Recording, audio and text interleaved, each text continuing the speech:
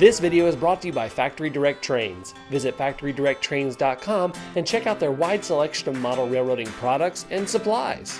Hey everybody, it's Jimmy from the DIY and Digital, and I've got a quick preview of what's coming up this week and next week on my channel, plus a quick tip for you guys.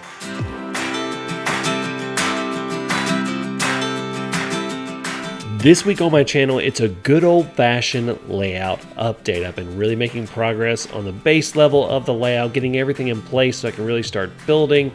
And I'm going to show you guys that. A little bit of bench work, a little bit of all sorts of different stuff. Then next week, we have another edition of everybody's favorite dollar store model railroad finds. And I went to a different store this time.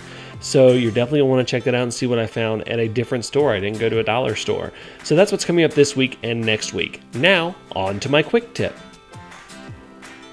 My quick tip is that any layout can be made to look good with enough effort.